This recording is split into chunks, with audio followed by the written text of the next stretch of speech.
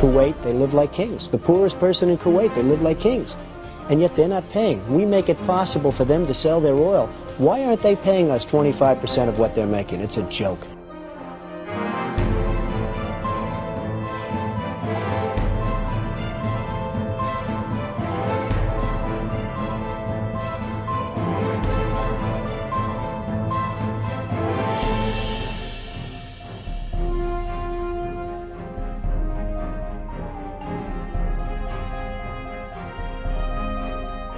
Why didn't we say, we want 50% of your oil forever, or we're not letting you go back in?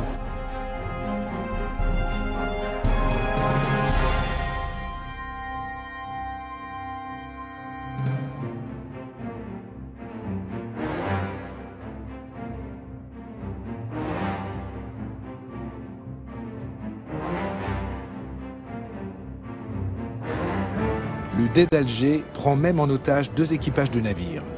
Ils réclament 60 000 $ pour leur libération ou menacent d'en faire des esclaves.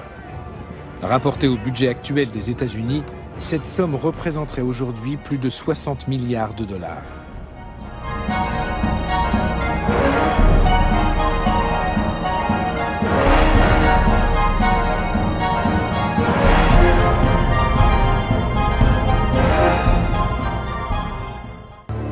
Nous les avons achetés. L'Amérique a conclu avec Alger un traité de paix. Un tribut de plusieurs millions de dollars qu'on leur verse, chaque année. Une somme de l'ordre de 20% des recettes de l'État. Il y a longtemps qu'on aurait dû investir cet argent dans des forces de frappe militaires puissantes. C'est bien vrai, ça.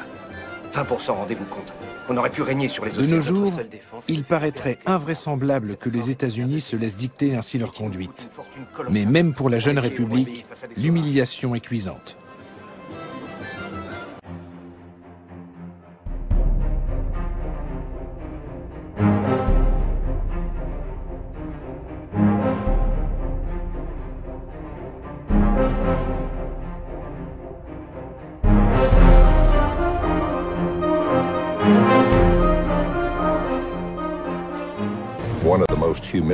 En 1795, les États-Unis ont connu un épisode particulièrement humiliant.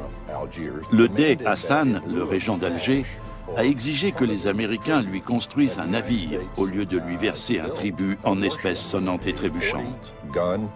Il devait livrer à Alger une frégate d'une quarantaine de canons doublés de cuivre.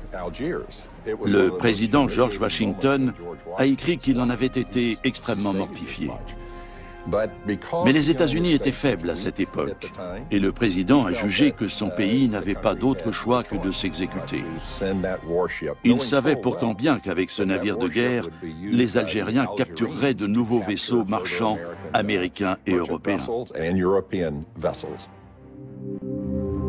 Les Américains sont piqués au vif par tant d'impertinence et décident de construire des navires encore plus rapides, conçus pour durer.